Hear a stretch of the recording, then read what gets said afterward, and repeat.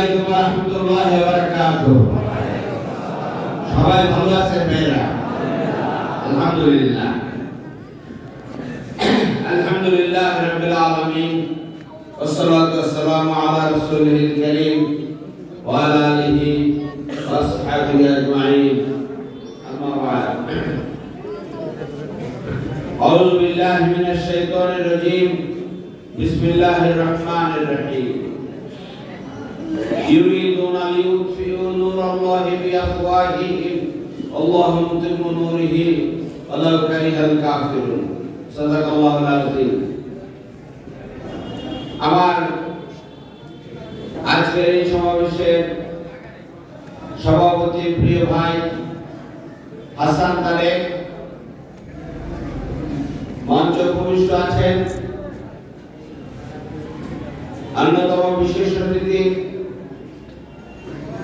বরিশাল অঞ্চল জামাত ইসলামের সদস্য, কেন্দ্রীয় মজলিসের শুরা সদস্য জনাব ফখরুদ্দিন খান রাজি, বিশেষ অতিথি প্রবীণ দায়িত্বশীল ভোলা জেলা জামাত ইসলামের আমির, কেন্দ্রীয় মজলিসের শুরা সদস্য জনাব মাস্টার জাকির হোসেন, বিশেষ অতিথি নায়েবে আমির জনাব মাওলানা নজরুল ইসলাম,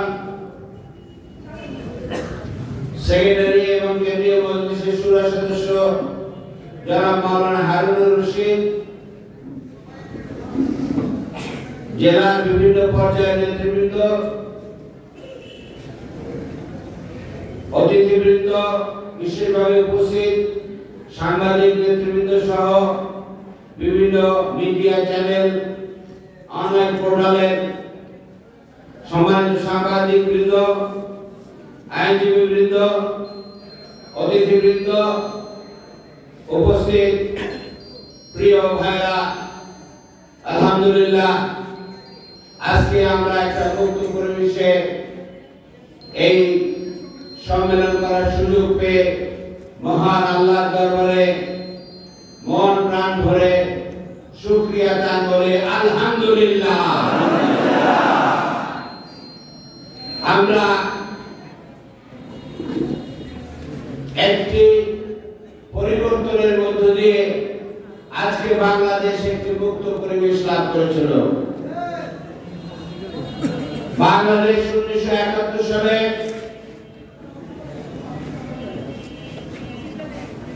জালিম শাহীর হাত থেকে মুক্ত হয়ে স্বাধীনতা লাভ করেছিল। সাম্য, মানবিক মর্যাদা এবং সামাজিক সুবিচারের ঘোষণা দিয়ে বাংলাদেশের স্বাধীনতার ঘোষণাপত্র ঘোষিত হয়েছিল। 9 মাসের সেই রক্তক্ষয়ী সংগ্রাম এবং যুদ্ধে যারা সেদিন নিহত হয়েছিলেন, শহীদ হয়েছিলেন, শুরুতেই আমি তাদেরকে স্মরণ করি। আল্লাহ তাদের জান্নাতে উচ্চ মাকাম দান করুন, তাদেরকে শহীদ হিসেবে কবুল করুন। বিশেষভাবে আজকে হচ্ছে 14 ডিসেম্বর, ঢাকা শহরের বিভিন্ন পর্যায়ে বুদ্ধিজীবীদেরকে ধরে নিয়ে নির্মমভাবে হত্যা করা হয় এবং 71 সালের মার্চ মাসের পর থেকে বিভিন্ন সময়ে বুদ্ধিজীবীদেরকে হত্যা করা হয়।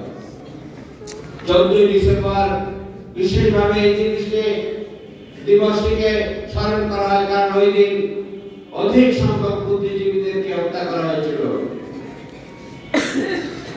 নির্মম অপরাধ, এটা চরম নৃশংসতা, চরম জুলুম। এর বিচার অবশ্যই হতে হবে। বিচারের নামে কিছু কিছু অবিচার তারা তৈরি করেছে, এটা নামে রাজনীতি করা হয়েছে। কিন্তু বুদ্ধিজীবী হত্যার ষড়যন্ত্র, নির্লজ্জ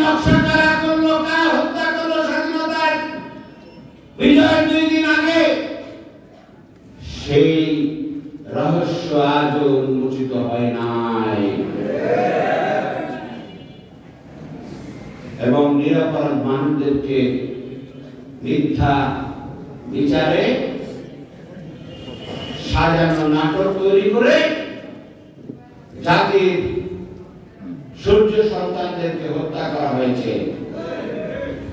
আমরা আজকে এই যে মুক্ত পরিবেশ রয়েছে, এখন যে ট্রাইব্যুনাল হয়েছে সেখানে আমরা বাংলাদেশের অভ্যুদয়ের প্রাক্কালে যাদেরকে হত্যা করা হয়েছে, আজকে এই 14 ডিসেম্বর বুদ্ধিজীবী দিবসে আয়োজিত এই কর্মী সম্মেলনে তার সঠিক বিচার আমরা দাবি করছি।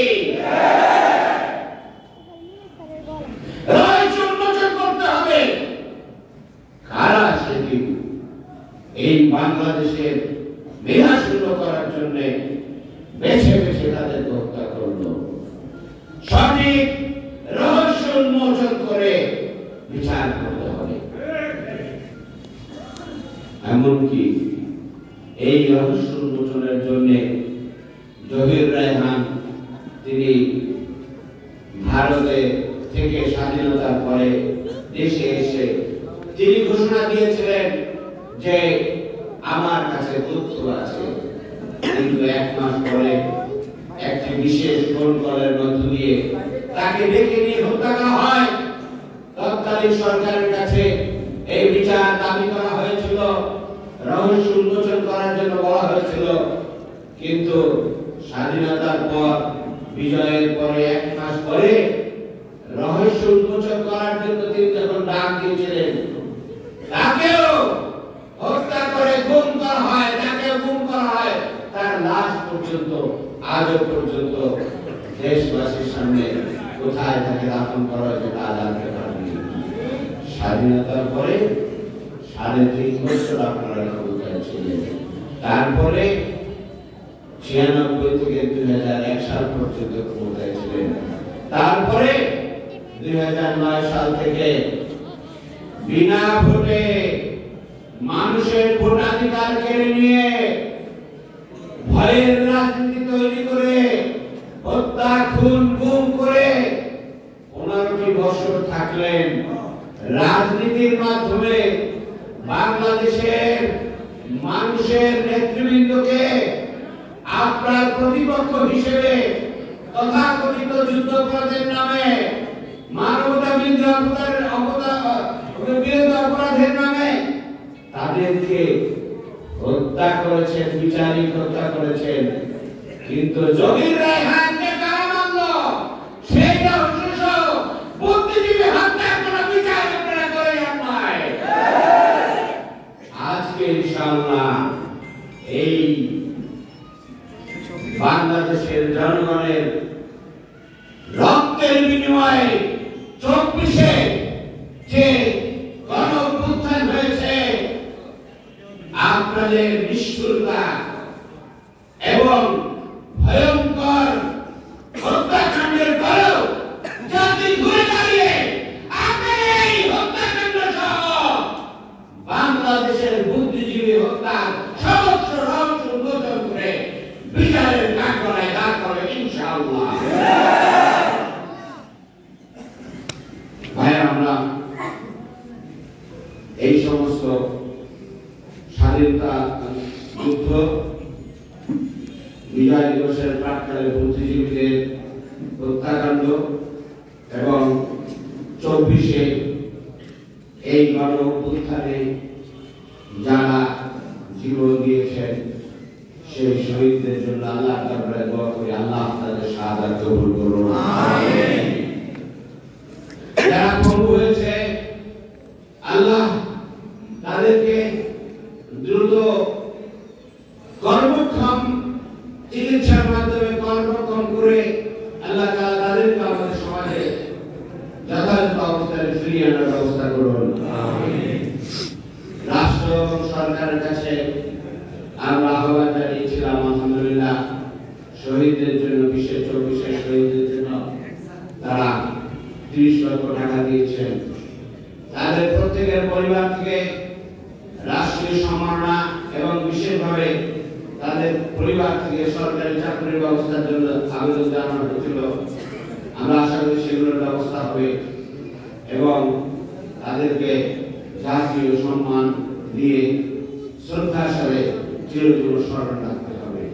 কারণ বাংলাদেশ ৭১ সালে পাকিস্তানি শাসন শোষণ থেকে মুক্ত হয়েছে, কিন্তু তারপরে আওয়ামী দুঃশাসনের ১৫ বছরে নির্মম নির্যাতনের শিকার হয়েছে।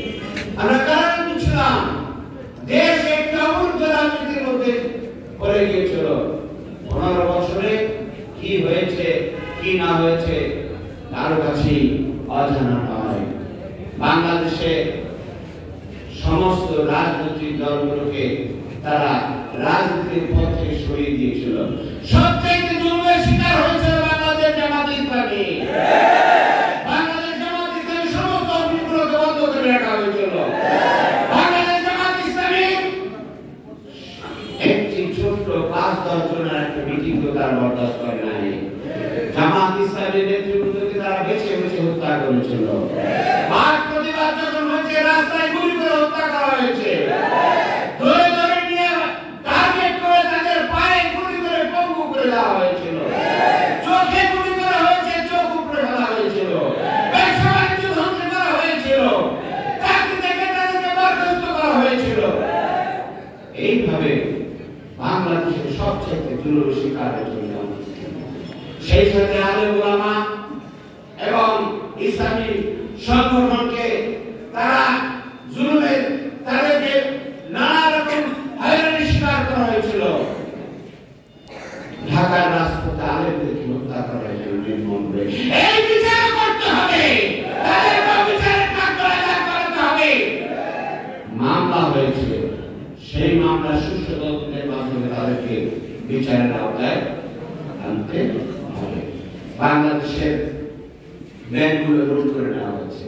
জামাত ইসলামী লোকেরা সবচেয়ে সেরা ব্যাংক তৈরি করেছিল। সেই ব্যাংকের নাম কি? ইসলামী ব্যাংক বাংলাদেশ।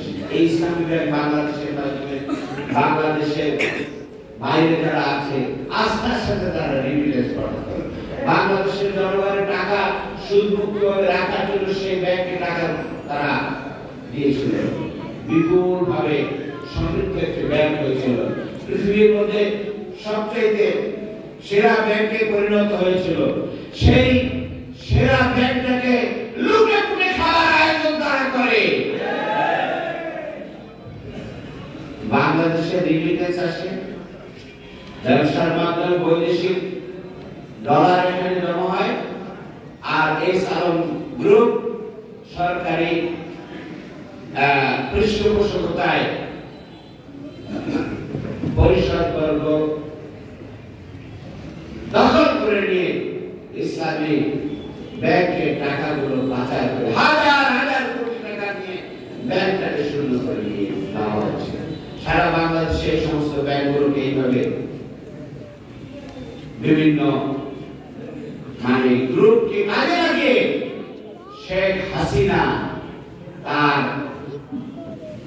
পুঁজির ভান্ডার সমৃদ্ধ করেছে। এর বিচার ইনশাআল্লাহ জনগণ করবে। এর জবাব অবশ্যই জনগণ দেবে। শেখ হাসিনা চেয়েছিল 2041 সাল পর্যন্ত তারা ক্ষমতায় থেকে দেশকে লুটে পুটে খাবে, শোষণ করবে। ভয়ের রাজনীতি ডাইরেক্ট গুলি করে আপনার আবু সাইদকে হত্যা করেছিল। মুক্ত পানি দিতে ছিল তাকে হত্যা করেছিল। তারা মনে করেছিল এইভাবে খুন করে তারপরে টিকে থাকবে, গুম করে তারা আটকায় রাখবে। কিন্তু আলহামদুলিল্লাহ দেশবাসী 15 বছরের জুলুম অত্যাচারের মধ্যে দেশবাসী তারা এটার বিরুদ্ধে আন্দোলন সংগ্রামের এই পর্যায়ে এসে ছাত্ররা সাহসের সাথে দাঁড়িয়ে গেল এবং তার বিরুদ্ধে বুক চিতিয়ে তারা বুকে রক্ত ঢেলে দিয়ে তারপরে এর প্রতিবাদ করল। সারা বাংলাদেশ থেকে আল্লাহর পক্ষ থেকে আবাবিল নাজিল হয়ে গেল। ঢাকা শহরে কোথা থেকে এত লোক আল্লাহ তাআলা এনে দিলেন এটা ওদের চিন্তার অগম্য ছিল। আল্লাহ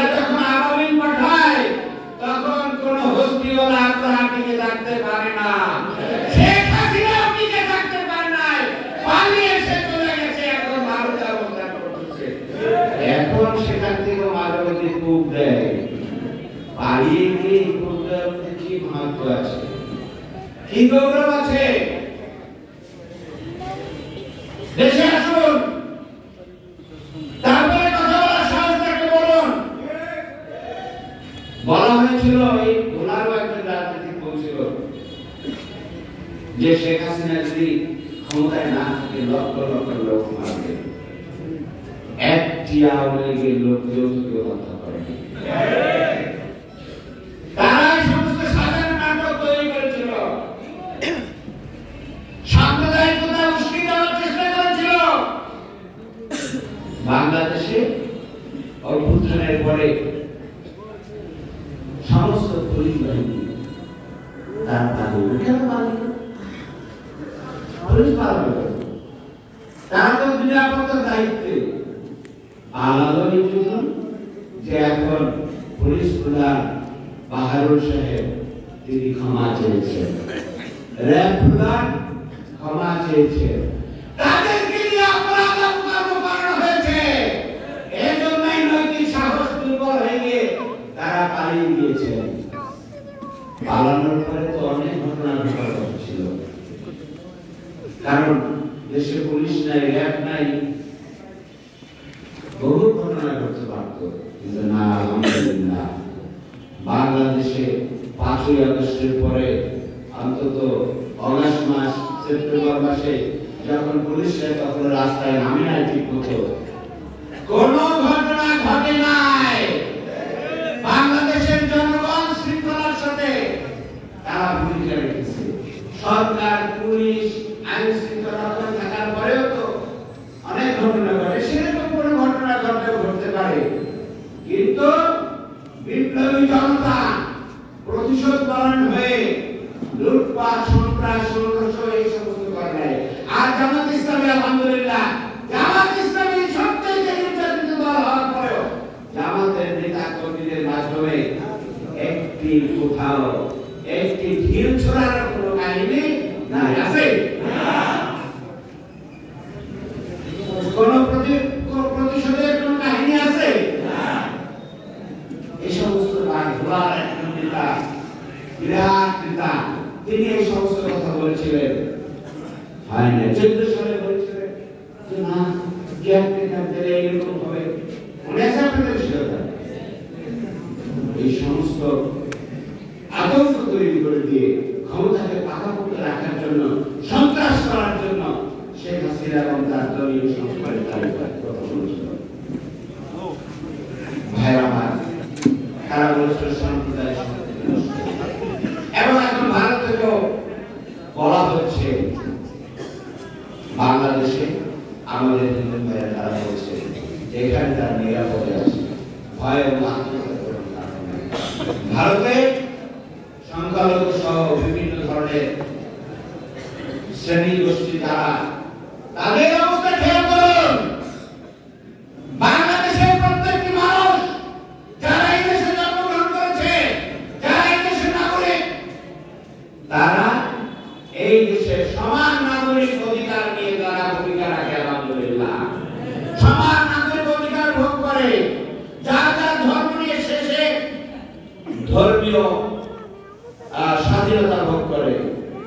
অভ্যুত্থানের পরে পূজা হয়েছে এবং অভ্যুত্থানের পরে যারা আওয়ামী ষড়যন্ত্রে কিছু কিছু ঘটনা ঘটাতে চেয়েছে, অভ্যুত্থানের সাথে সংশ্লিষ্ট দল, মাদ্রাসা ছাত্র, তারা বিভিন্ন জায়গায় ধর্মস্থানগুলো পাহারা দিয়ে রেখেছে।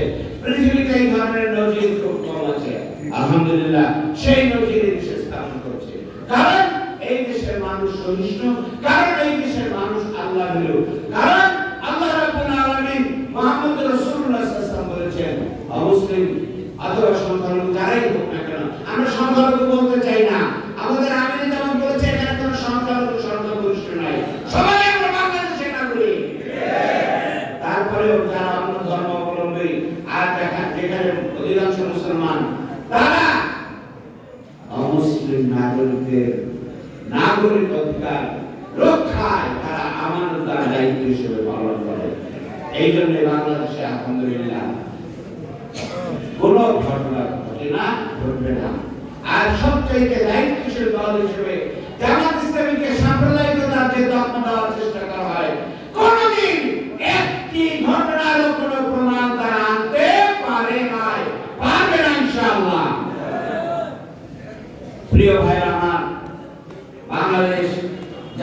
ইসলামী আন্দোলনের একটি দল। ইসলাম একটি পূর্ণাঙ্গ জীবন ব্যবস্থা। ইসলাম মানব জাতির মুক্তির সনদ। ইসলাম আল্লাহ প্রদত্ত বিধান। আল্লাহ রাব্বুল আলামিন এই বিধান মানব জাতির মুক্তির জন্য দিয়েছে।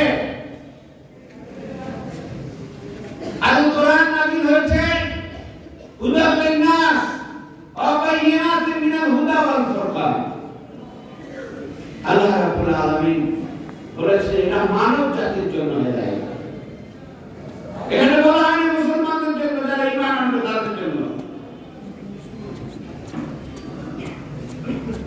আল্লাহ রাব্বুল আলামিন বলেছেন কুনতুম খায়রা উম্মাহ উখরিজাত লিন-নাস। আল্লাহ বলেন যে তোমরা সেরা জাতি, মানব জাতির কল্যাণের জন্য তোমাদেরকে সৃষ্টি করা হয়েছে। বলা হয় না উখরিজাত লিল মুসলিমিন, যে মানব মুসলমানদের শুধুমাত্র খেদমত করবা, মানব জাতির খেদমতের জন্য তোমরা কাজ করবা।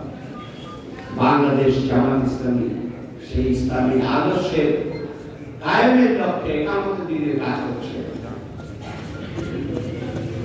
জামাত ইসলামী সবচাইতে নির্যাতিত দল হওয়া সত্ত্বেও আলহামদুলিল্লাহ সেই চেতনা নিয়ে কাজ করছে মানব জাতির কল্যাণের জন্য। জুলুম হয়েছে, নির্যাতনের শিকার হয়েছে, হামলা মামলা হয়েছে, জামাত ইসলামীর লোকরা দেশ থেকে পালিয়ে যায় নাই, আর তারা ঘরবন্দি হয়ে থাকে নাই, তারা দিনের দাওয়াত মানুষের কাছে দিয়েছে। আর সুখে দুঃখে চরম জুলুমের মধ্যে মানুষের পাশে থেকে কাজ করার চেষ্টা করছে। ঝড় বৃষ্টি, বন্যা, বাদল, অগ্নিকাণ্ড, শীত, লঞ্চ ডুবি, ট্রলার ডুবি, এই সমস্ত ঘটনায় জামাত ইসলামী অফিস খুলতে পারে না, বাসায় বসতে পারে না, একত্রে ইফতার করতে পারে না, কিন্তু বিপদগ্রস্ত মানুষের পাশে গোপনে গিয়ে সাহায্য সহযোগিতা করতে দিয়ে থাকে। কারণ উখরিজাত লিন-নাস, মানুষের কল্যাণের জন্য দেওয়া হয়েছে। বাসাই করে শুধু দলীয় লোকজনদের কাছে দেওয়া যায় না, বাসাই করে শুধুমাত্র মুসলমানদের ঘরে ঘরে যায় নাই। জামাত ইসলামী বন্যা যখন হয়েছে, আমরা যে খুঁজে দেখে যারা মারা গেছে, যারা অসুস্থ, যারা ক্ষতিগ্রস্ত, যারা বিপদগ্রস্ত, তাদের মধ্যে আমাদের মুসলিম ভাই বোনেরা নাই? সেই নামগুলো খুঁজে খুঁজে তাদেরকেও পৌঁছায় দেওয়া হয়েছে। আমাদের আমিরে জামাত যখন যে দুর্ঘটনা হয়, আলহামদুলিল্লাহ আল্লাহর নবীর সাথী হযরত ওমর ফারুক রাদিয়াল্লাহু আনহু বলেন, ফোরাতের তীরে একটি কুকুর যদি না খেয়ে মারা যায়, আমি আমাকে আল্লাহর কাছে জবাবদিহি করতে হবে।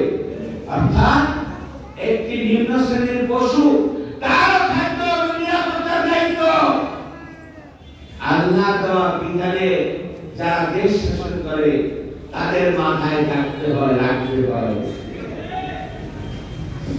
আমাদের নেতা ডাক্তার শফিকুর রহমান, কি নাম? আলহামদুলিল্লাহ, আল্লাহ তাআলা এরকম একজন নেতা বাংলাদেশে দিয়েছে। বাংলাদেশের জনগণ এখন তাকে চিনতে পেরেছে, আলহামদুলিল্লাহ। এই নেতাকে ইনশাআল্লাহ দেশবাসী যদি পায়, তাকে যদি সত্যি সত্যি দেশের দায়িত্ব দিয়ে আমরা নিয়ে আসতে পারি দেশবাসী আগে, তাহলে ইনশাআল্লাহ জাতি, ধর্ম, বর্ণ নির্বিশেষে বাংলাদেশের মানুষ দেখবে যে খলিফার শাসনের যে সময়, যে খাদ্য, বস্ত্র, শিক্ষা, চিকিৎসা, বাসস্থান, নিরাপত্তার নিশ্চয়তা দিয়ে তারা কাজ করেছিল। ইনশাআল্লাহ এই নেতৃত্বের মাধ্যমে সেই ধরনের একটি কল্যাণের বন্ধুরা দেশে বয়ে যাবে। আমি যে কথা বলতে চাচ্ছিলাম যে উত্তরবঙ্গে লঞ্চডুবিতে তাদের নৌকাডুবিতে একদল হিন্দু তীর্থযাত্রী মারা গিয়েছিল। আমাদের আমির জামাত ছুটে গিয়েছেন তাদের কাছে, প্রত্যেকের বাড়িতে প্রত্যেকে দেখে দেখে পরিবারের সহযোগিতা দিয়েছে। জামাত ইসলাম যদি একটি ধর্মীয় বা সাম্প্রদায়িক দল হতো, ডাক্তার শহীদুর রহমানের সেখানে ছুটে যাওয়ার কোনো কথা ছিল। বলায় পটুয়াখালীতে লঞ্চ দুর্ঘটনা হয়েছিল, অগ্নিকাণ্ডে ঝালকাঠিতে বহু লোক মারা গিয়েছিল। বরগুনাতে আমরা আমির জামাত ইসলামী ছিলাম, সেখানে আমরা সহযোগিতা দিয়েছি, আমাদের হিন্দু ভাই বোনেরা সেখানে ছিল। এইভাবে জামাত ইসলামী আজকে বাংলাদেশের জনগণের কাছে একটি প্রিয় আস্থার জায়গা, আস্থাশীল দল হিসেবে এসেছে। কেন? কারণ যারা নিজেরা ঘরে থাকতে পারে না, কারণ যারা মামলা হামলার মধ্য দিয়ে জেলে থাকতে হয়, যারা নিজের পার্টি অফিস করতে পারে না, তারপরে 15 বছর মানুষের পাশে থেকে তারা আন্দোলন করেছে, রাজনীতি করেছে। সেই জন্য আল্লাহর দ্বীনের ভিত্তিতে যে সমাজ পরিচালিত হবে, সেই সমাজে যারা কাজ করবে তারা মানুষের কল্যাণের জন্য কাজ করবে। বাংলাদেশ জামাত ইসলামী সেইভাবে দেশ গঠনে কাজ করছে। জামাত ইসলামী প্রত্যেক কর্মীরা তাদের নিজেদেরকে গড়ে তোলে, শুধু মসজিদ আর ইবাদত কেন্দ্রিক নয়, মানব সেবা একটি বড় ইবাদত, নামাজ রোজা হজ যাকাত একটি বড় ইবাদত, কিন্তু মানব সেবা মানুষের জন্য কাজ করা আরেকটি বড় ইবাদত। আল্লাহ তাআলা বলেন ফাতকু রাকাবা আও ইতআমুন ফি ইয়াউমিন জি মাসকাবা ইয়াতীমান যা মাকরাবাতিন আও মিসকিনান যা মাকরাবা সুম্মা কানা মিনাল্লাযিনা আমানু ওয়া তাওয়াসাউ বিস-সাবরি ওয়া তাওয়াসাউ বিল মারহামা। আল্লাহ রাব্বুল আলামিন সূরা বারাতে বলেন যে তারা বন্দীদেরকে মুক্ত করে, তারা ক্ষুধার্তকে খাবার দেয়, তারা সেই ক্ষুধার্তদের মধ্যে যারা ইতিম মিসকিন তাদেরকে খাবার দেয়, তারা মানুষের রহমের জন্য কাজ করে এবং অন্যকে সে রহম উৎসাহিত করে, উলাইকা এবং ধৈর্য ধারণ করে, উলাইকা আসহাবুল মাইমা, তারাই হচ্ছে বেশি। এখানে যে কথাগুলো বলা হয়েছে সব মানুষের কল্যাণের জন্য কথা হচ্ছে। প্রিয় ভাই আমার, জামাত ইসলামী প্রতিষ্ঠার পর থেকে জামাত ইসলামীকে এইভাবে মানুষের কাছে যেতে দেওয়ার জন্য নানা রকম বাধা সৃষ্টি করা হয়। বিশেষভাবে বাংলাদেশে জামাত ইসলামী যখনই কাজ করেছে তখনই আমাদের প্রতিপক্ষ রাজনৈতিক শক্তি জামাত ইসলামীকে নানাভাবে বাধাগ্রস্ত করা হয়েছে এবং সর্বশেষে আমাদের নেতাদেরকে ফাঁসি ঝুলিয়ে দেওয়া হয়েছে। আলহামদুলিল্লাহ, বাংলাদেশের জনগণের কাছে এখন যাওয়ার মতো পরিবেশ হয়েছে। দেশ এখন আমাদের জন্য উন্মুক্ত হয়ে গিয়েছে। এই সময় আমাদের দাওয়াতকে মানুষের ঘরে ঘরে পৌঁছায় দিতে হবে। বাংলাদেশের যে রাজনৈতিক ধারা চলছে, 53 বছরে উত্থান পতন অনেক হয়েছে। ক্ষমতায় যারা ছিলেন তারা কি করেছেন, কি করা দরকার ছিল, কার কি সমস্যা আছে, আমরা এখানে আলোচনা না করলেও দেশবাসী মানুষের কাছে পরিষ্কার। এখন একটি পরিবর্তনের আবহাওয়া চলছে, যে আমরা বাংলাদেশে একটি নতুন ধারার রাজনীতি আমরা প্রত্যাশা করি। জামাত ইসলামী কোনদিন ক্ষমতার রাজনীতিতে আসে নাই, তবে 2001 সালে জামাত ইসলামী একটি সরকারের শরীক হিসেবে দুইজন নেতা, আমাদের আমির জামাত ডাক্তার মাওলানা মতিউর রহমান ইসলামী, আলী হাসান মোহাম্মদ মুজাহিদ, দুইজনের 3টি মন্ত্রণালয় চালিয়েছে। 5 বছরে এই 3টি মন্ত্রণালয় পরিচালিত করে তাদের কার্যক্রম দেশবাসী দুই টাকার দুর্নীতির কোন সুযোগ তারা পায় না। আলহামদুলিল্লাহ, মনোবিক্ষোভ যন্ত্রণা খোঁজার চেষ্টা করেছে, তাদের জন্য মিথ্যা মামলা সাজানো হয়েছে, সেজন্য মিথ্যা সাক্ষী আনা হয়েছে। সেই সাক্ষী বলেছে যে 2 মাইল দূর থেকে 3 নাকি কি দেখেছে, কিছু দেখা যায় 2 মাইল দূর থেকে। এই সমস্ত সাক্ষী দিয়ে তাদেরকে ফাঁসি দেওয়া হয়েছে। ইনশাআল্লাহ এই মিথ্যা সাক্ষ্য বয়ানে যে জুলুম হয়েছে তারও প্রতিকার হবে ইনশাআল্লাহ। কিন্তু সরকার থেকে তারা সততা এবং যোগ্যতার পরিচয় দিয়েছেন। বাংলাদেশের মন্ত্রিত্বে যারা আছে আর নিজামী মুসাই যারা ছিলেন তাদের মধ্যে সুস্পষ্ট পার্থক্য দেশবাসী ইনশাআল্লাহ আলহামদুলিল্লাহ বুঝতে পেরেছে। তারা নিজেদের জন্য কোনো সম্পদ করেন নাই, দুর্নীতির স্পর্শ তাদের লাগে নাই, এবং এই জন্য দেশে বিদেশে তাদের আলোচিত হয়েছে যে এরা শুধুমাত্র ধর্মীয় দলই নয়, তারা রাষ্ট্র এবং সরকার পরিচালনায় যোগ্য এবং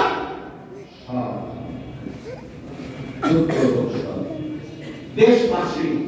এই জন্য আলহামদুলিল্লাহ নতুন ধারার রাজনীতিতে নিজামী মুজাহিদ শহীদ এবং তাদের উত্তরসূরি ডাক্তার শফিকুর রহমানকে দেশের জন্য তারা প্রয়োজন মনে করছে।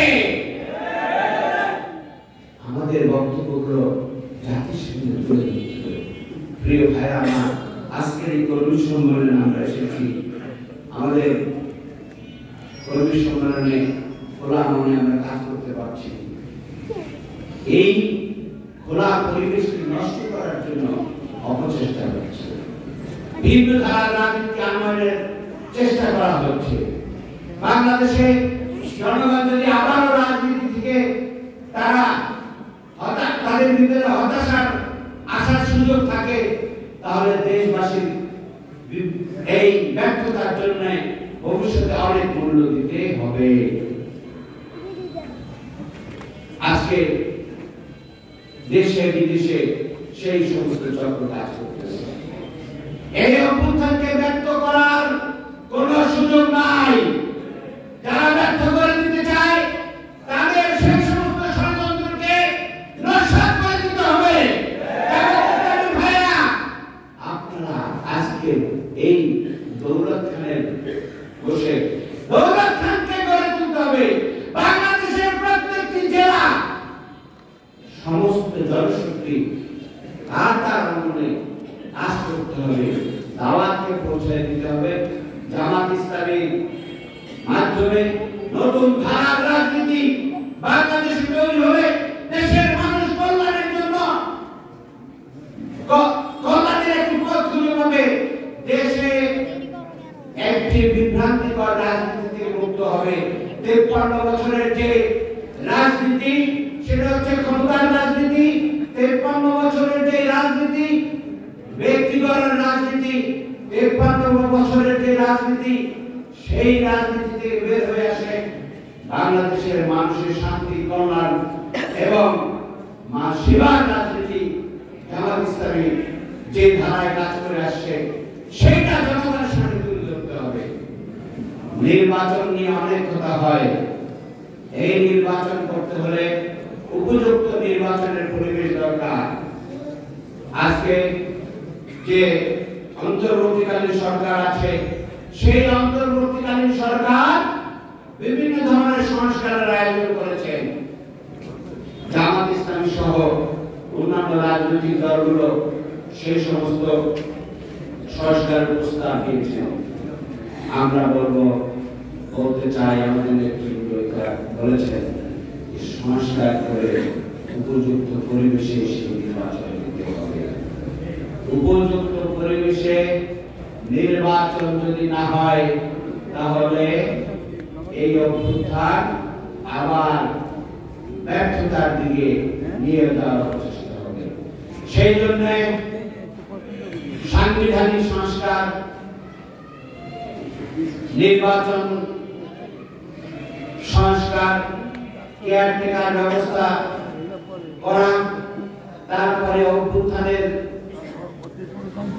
এই পরিবেশকে যারা বাংলাদেশে জুলুম অত্যাচার করে দেশটাকে কারাগারে রূপান্তর করেছিল, তাদের বিচারের মাধ্যমে দেশকে পরিচ্ছন্ন করে দ্রুত নির্বাচনের আয়োজন করতে হবে। একটি নির্বাচনই সব সমস্যার সমাধান করে না, সংস্কারের মাধ্যমে আমরা সেটা প্রত্যাশা করি। প্রিয় ভাই আমার, জামাত ইসলামী সামনের নির্বাচনে যেন একটি শক্ত অবস্থানে আসতে পারে, সেজন্য কর্মী ভাইদের অনেক দায়িত্ব আছে। এই দৌলত খান এখানে জাতীয় সংসদ নির্বাচন হয়, এখানে উপজেলা নির্বাচন হয়, এখানে ইউনিয়ন পরিষদ নির্বাচন হয়, এমনকি নদী ভাঙনের যে সমস্ত নিয়মগুলো হারিয়ে গেছে সেখানে তো চেয়ারম্যান নির্বাচন হয়, মেম্বার নির্বাচন হয়। এই সমস্ত জায়গাগুলো কি আগে ভাঙা চলবে না পরিবর্তনের দ্বারা আনবো আমরা? দেশের জনগণ তো ভালো মানুষদেরকে চায়, যারা ভালো মানুষ তাদেরকে চায়।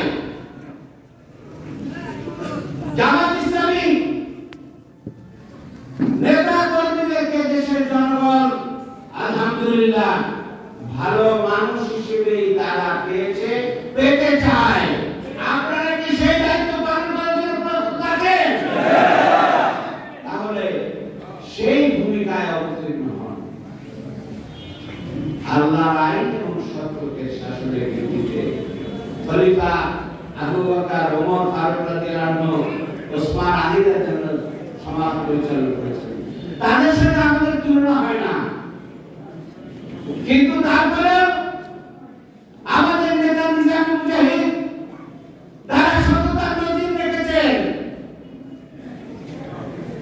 তারা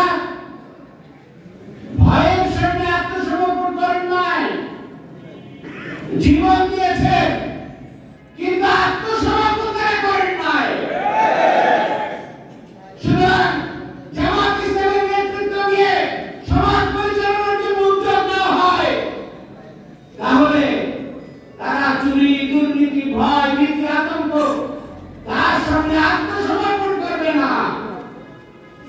দেশ গঠনে তারা যথার্থ ভূমিকা রাখবে, কারণ তারা ভয় করে কাকে? আল্লাহকে তারা ভয় করে, দুনিয়ার কোনো শক্তিকে তারা প্রভাব করে না। কাজ করবে ইনশাআল্লাহ, তারা আল্লাহর জন্য কাজ করবে ইনশাআল্লাহ। দুনিয়ার পুলিশকে ভয় না করে তারা আল্লাহকে ভয় করে, এবং সেই জন্য তারা দিন প্রতিষ্ঠার মাধ্যমে, সেই জন্য তাদের মতো নেতৃত্ব যদি সমাজ এবং রাষ্ট্রে আমরা আয়োজন করতে পারি, তাহলে দেশের মানুষের কল্যাণ হবে। প্রিয় ভাইরা আমার, দৌলতখানবাসী তাদের এই এলাকায় সেই ধরনের নেতৃত্ব আনয়নের জন্য কি প্রস্তুত আছেন? তাহলে আগামী জাতীয় সংসদ থেকে শুরু করে সমস্ত সেক্টরে যেন এই ধরনের নেতৃত্ব আমরা উপহার দিতে পারি, তার জন্য যথাযথ কাজ করতে হবে। প্রথম কাজ হচ্ছে আপনাকে ভালোভাবে গড়ে উঠতে হবে। জামাত ইসলামী ভালো মানের কর্মী হতে হবে, আর কর্মী হিসেবে ঘরে বসে থাকে না, কাজ করতে হবে। ভালোভাবে প্রত্যেকটা জায়গায় দাওয়াতকে পৌঁছে দিতে হবে। আপনার পরিবারভুক্ত, আপনার এলাকাভুক্ত তাদের কাছে দাওয়াত পৌঁছে দিতে হবে, তাদেরকে জামাতের সাথে সহযোগী করে দিতে হবে।